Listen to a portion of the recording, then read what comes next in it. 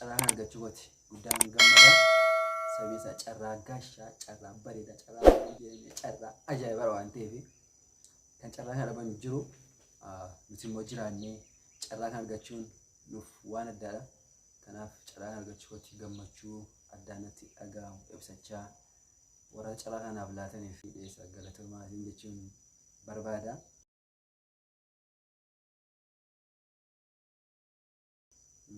Akkuma beekamu gaafiin keessan gaafii bareedaadha.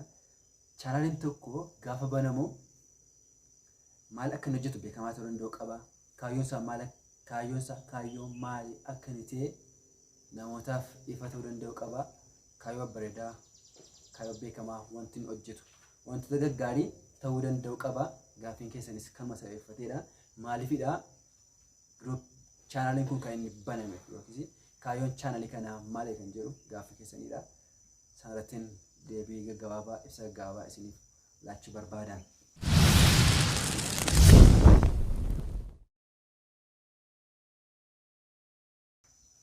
Akkuma beekamu namoonni addunyaa kana gaafa jiraatan iddoo garaagaraa kan isaan jiraatanii haala rakkisaa, haalota mijannee, haalota baay'ee nama cannaqan, haalota baay'ee nama rakkisan sana keessa kan isaan jiraatanii namoota dandeettii gurguddaa qaban isaan sanadha.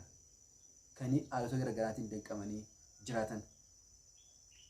Kaayyoon chaanalii kanaas namoota bakka isaan jiraatan maratti gadi bu'ee isaan qaqqabuudhaan maayila akka isaan jiraatan bira gahee qaqqabee chaanalii kanarratti bifa qabatamaatiin viidiyoo qabatamaatiin chaanalii kanarratti isiniif dhiyeessina.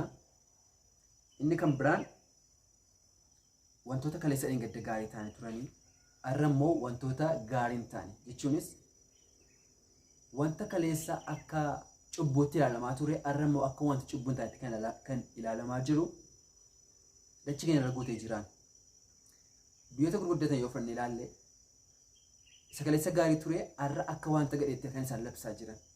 Isa kaleessa gadhee ta'e ture isa kaleessa jibbamaa ture har'a akka wanta inni jaallatamaa ta'etti miidiyaa gurguddaa addunyaa kanatti ba'uudhaan kan isaan ibsaa jiran addunyaa kanatti agarra.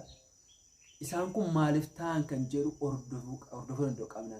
Miidiyaa keenya gaafa hordofnu, chaanalii tokko gaafa hordofnu, callisnee chaanalii sana hordofuu qofaan faayidaa nuuf hin qabaatu. Ilaaluu danda'u qabna. Addunyaan kun maal irra geesse akka isheen jirtu, maal akka isheen jirtu hordofuu danda'u qabna. Biyyoota gurguddatan kanneen akka biyyoota Ameerikaa, kanneen akka Jaappaan, kanneen akka Chaayinaa, jijjiiruu biyyoonni hedduun isaanii. Isaan kun har'a miidiyaa irratti ba'uudhaan akka isaan jiran bulchitoonni biyya kanaa akkasuma uummanni biyya kana keessa jiraatan kan isaan jiran. I am proud to be gay kan jedhu yaada akkasii kan isaan dhiyeessanii dubbataa jiran jechuudha. Yaadi kun yaada akkamidha? Maaliif ta'e kan jedhu beekuu danda'u qabnaan. Akka jechuun ani gay ta'uu kootti gammachuu qaba kan jedhu yaada akkasiidhaan. Waaqayyo ilmaan namootaa gaafa uume wantoota gaariidha, wantoota miidhagaa dhugaadha kan inni uume. Ilmaan namootaatti wanti inni balleessee uume tokko yoo hin jiru. Gaa'ela yoo fudhannee ilaalle gaa'elli dhiira tokko shamarree tokko gidduutti bifa eebbaatiin waaqayyo eebbisee maatii keenya jalqabaadhaaf kan inni kenne nu banna hin beekna. Garuu irra addunyaan kan isheen godhaa jirtu gara kan biraatti shiifti gootee qayyaruudhaan yookiin jijjiiruudhaan raawwachaa jirti. Shamarree tokkoof shamarree gidduutti, dhiiraaf dhiira gidduutti waan baay'ee nama ajaa'ibu yoo jiraate addunyaa dura keessatti wanta baay'ee ciiggaamaadha, wanta baay'ee balaaleffatamaadha kun. Addunyaa bara Sodoom yoo fudhannee ilaalle biyyi yookiin Sodoom akka isheen badduuf xoofoo ishee xumuraa kan ta'e taatee raawwatamaa jiru kanadhaan. Arras raawwatamaa jiran. Taateen kun gaafa irra deebi'ee ta'u addunyaa keenya irratti eecha xumuraa ija baafannaa waaqayyoo akka inni waamaa jiru hubachuun hin danda'ama. Kanaaf chaanaliin kunis biyyoota keessatti raawwataman kan jiru. Maaliif ta'an bulchitoota biyya kamiidhaa kan ayyamanii raawwataa jiran kan jiru hordofee bira ga'uudhaan bifa ittiin yookiis akkaataa ittiin namoonni hubachuu danda'aniin namootaaf afaan hubatamuu danda'uun namootaaf kan dhiyeessu chaanalii Jooshaa YouTube kan jennu kanadha. Inni kan biraan iddoo kanarratti wanti nuti agarru wantoota tokko jira, wantoota nuti ariitiidhaan hubachuu danda'u qabnu tokko jira. biyyoota addunyaa keenyaa fudhannaallee sadarkaa garaagaraa kan isaan ittiin bulan bulchiinsa garaagaraa kan isaan qaban. Even biyya keenya Itoophiyaa dabalatee jechuudha. Sadarkaa bulchiinsa garaagaraa fakkeenyaaf biyya keenya paarlamaa kan isheen bultu biyyoonni akka British jiru isaan kun immoo wantoota kan biraa kan isaan bulan kanneen pirezidaantiidhaan bulan jiru. Kanneen immoo haayibiridii kan ta'e jechuunis pirezidaantiidhaanis ta'e paarlamentiidhaanis kan ta'e kalamaaniin kan bulan hin jiruun. Biyyoota addunyaa kana jiraatan keessatti bulchitoota biyya addunyaa kanaa keessatti bakki itti mormiin dhalanneef mormiin hin uumamne tokko raawwatee hin jiru. Kuni dhugaa qabatamaa dhugaa hin haalamneedhaan miidiyaa keenya wantoota daawwannuudhaan. Even biyya keenya Itoophiyaa dabalatee jechuudha. Gaafa yaadni tokko dhiyaatu yaada sana keessatti mormiin jiran. Isaan kuni wantoota waaqayyoo raawwatuudhaan waaqayyoo isaan kana keessaa namoota qaba kan jiru jira. Yaadota akkasii kana chaanalii kana irratti maaliif ta'an kan jedhu wantoota nuti irratti dammaquu qabnu wantoota nuti ariitiidhaan hubachuu danda'u qabnu bira ga'ee tokko lama jedhee akka namni hubachuu danda'utti chaanaliin kuni isiniif ni dhiyeessa.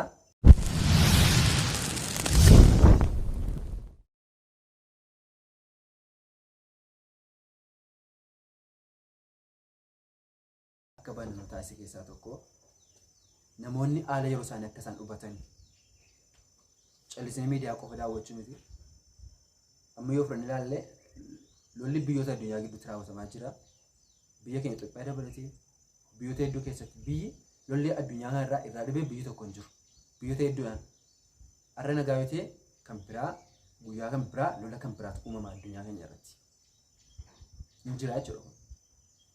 Warroonni aangoo gurguddaa qabanii nagaa buusanii jedhanii utuma isaan yaadanii utuma isaan hojjetanii karaa kan biraa yommuu harkaaf taafatee bahu addunyaa kana irratti nagarraan. Kun maaliif ta'aa jira kan jiru wanta nu hubachuu danda'u qabnudha. Kanaaf chaanalii kana irratti hojiin guddaa kun hojjetame jedhamee kan yaadamu gama kanaanidha.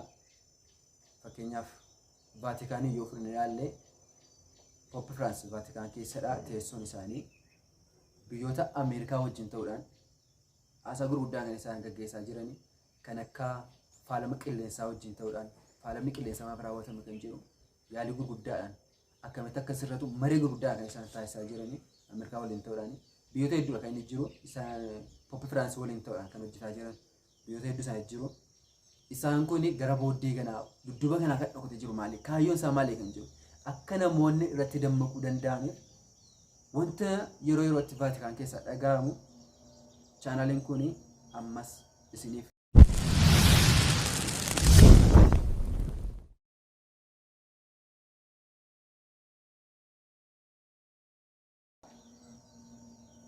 gaaffii gaariidha. Gaaffii isin gaafattan gaaffii bareedaadha. Dhaamseen asumarratti dabarfachuu barbaannu keessaa inni tokko namoonni dandeettii garaagaraa qabnu hin jirra. Kennaa garaagaraa kan qabnu hin jirra. Kennaan tokko gaafa isinitti kenname dirqamni kennaa sanatti dhimma bahus kennaa sana duukaa isinitti kennamee jira. Itti gaafatamummaan duukaa jira jechuudha. Kuni wanta nuti hubachuu danda'u qabnu waan beekamaadha. Kanaaf chaanalii kana waliin ta'uudhaan dandeettii keessaniin ogummaa qabdaniin akkasiin hojjettan asumaan waamicha isiniif dhiyeessina.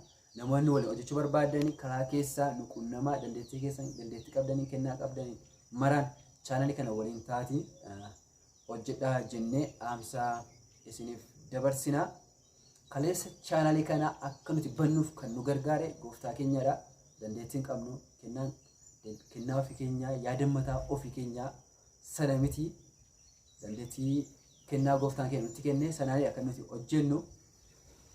Kanaaf gaheen keenya dhufaatii gooftaa keenya Yesuus Kiristoosiin eeggachuu qofa miti.